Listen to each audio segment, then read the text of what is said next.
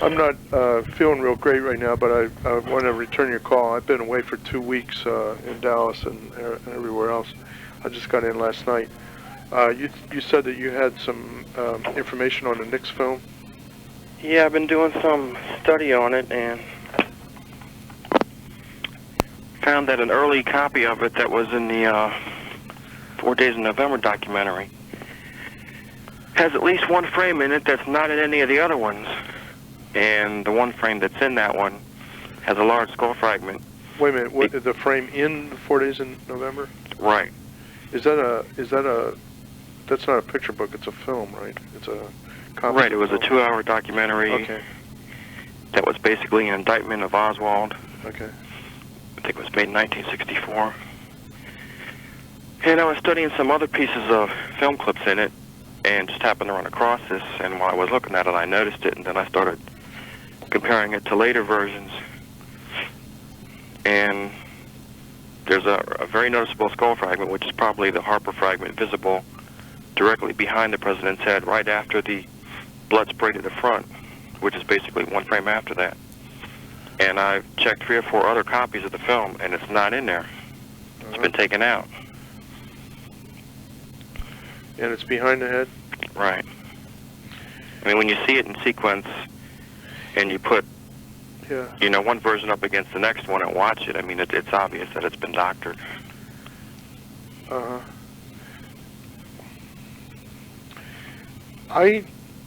You just gave me a thought, because in my subconscious memory or whatever, I've been aware that in some of the films that I've been seeing, you can see, I'm just making a note here, what appears to be debris and fragments, and then in the other versions it's not there.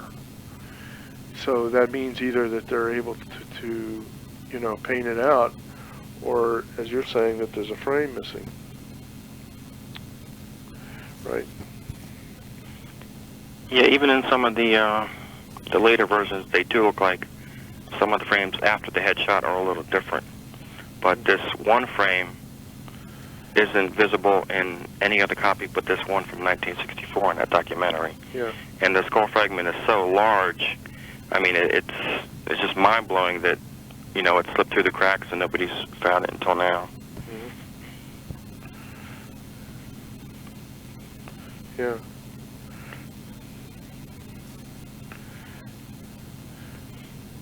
I've had some photos made from the film of that exact frame I can send to you, where I could also set up a demonstration at my repair shop and, you know, show you both copies side by side if you want. Okay. If it'd take probably about a week before I can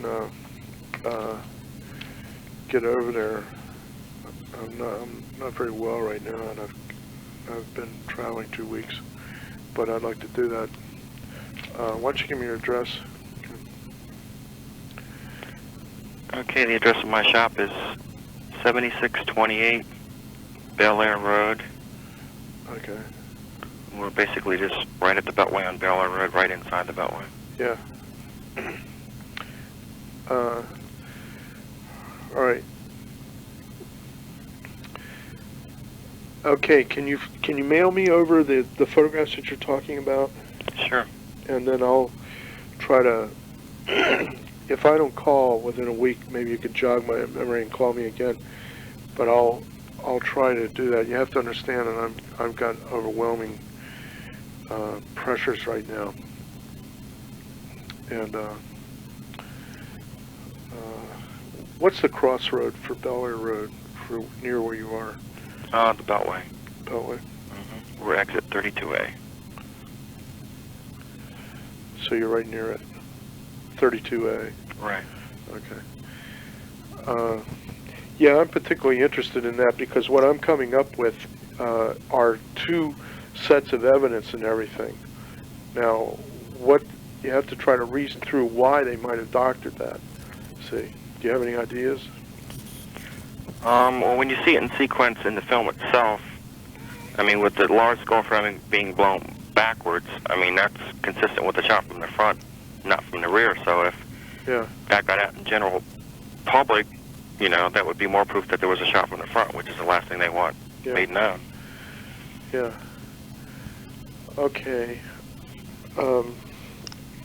What I'm working on in the new book is this issue of 2 sets of evidence for everything. And that's the Nix film that you're talking about, right? Right. What I'm getting is 2 Bronson films.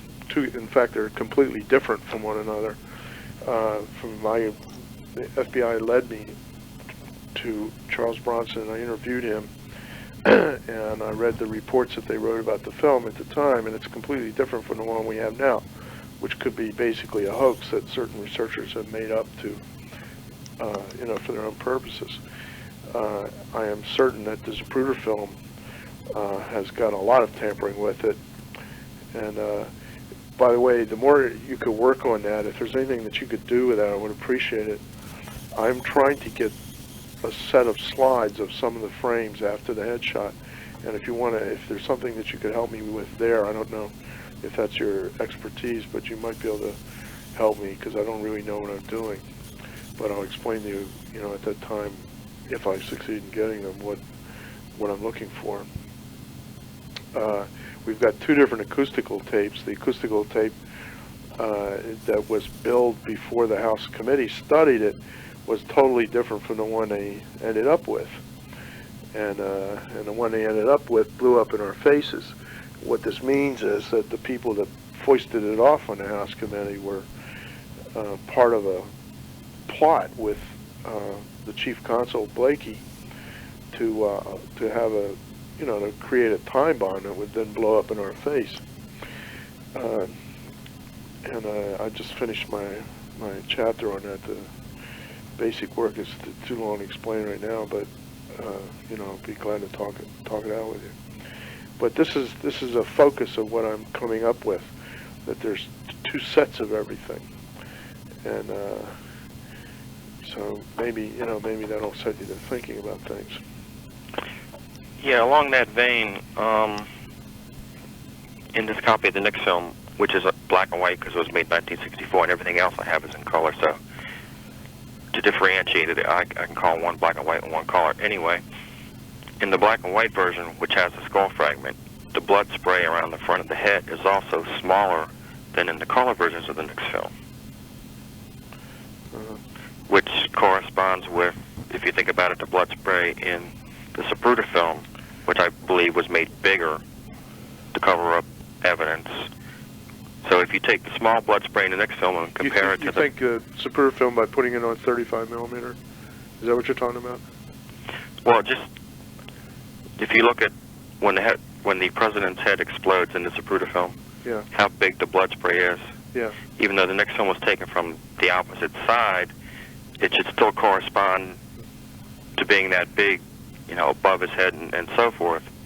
But in the 1964 copy of the Nix film that I have, the blood spray is a lot smaller than the corresponding frame from the Zapruder film too, along with the color versions of the Nix film released later.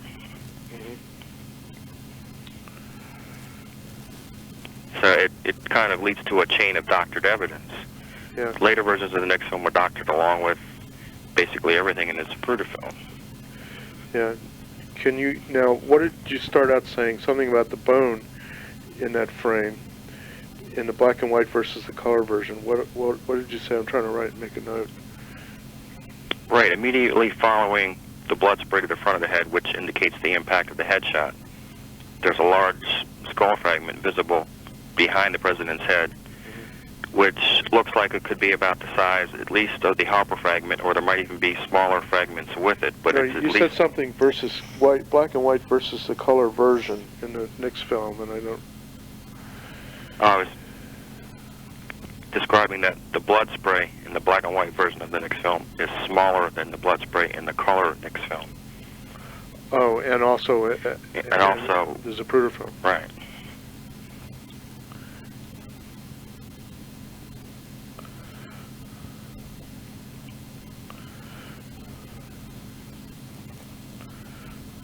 Okay, wait a minute.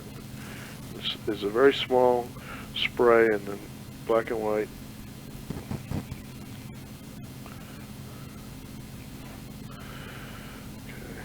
sec.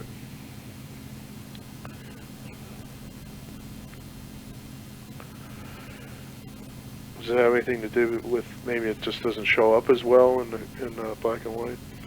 That's what I was first thinking, but the more I've studied it, it's, you know, it could go either way, but I'm more convinced that the blood spray in the color versions of the Nix film have been enlarged or doctored or played with or something. How do you know it indicates the point of impact rather than it's spouting out from exit?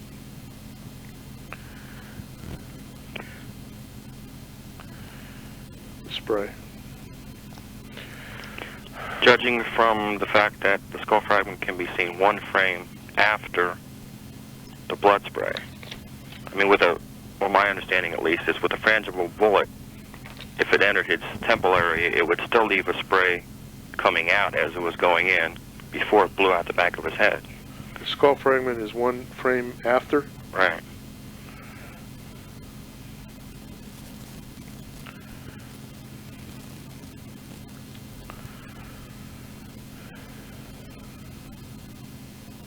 Okay. All right, well, let me give you a call in about a week or so, and I'd like to come out there. All right, I can send you a photograph of this in the meantime that Yeah. you can look at, and then we can get together and I Yeah. can set up a demonstration. I wasn't at all clear, when you sent me the tape on the Z film, I wasn't at all clear what I was looking for there. You didn't give me a direction or, you know, a little written thing with it to know what I was doing, you know. Well, that must have been my fault, because I had something, but I must have forgot to put it in with the package. Yeah. Okay, well, listen, let me go, and I'll call you as soon as I get caught up here. Okay. And I very much appreciate it. All right, thanks a lot. Yeah, thank you. Bye.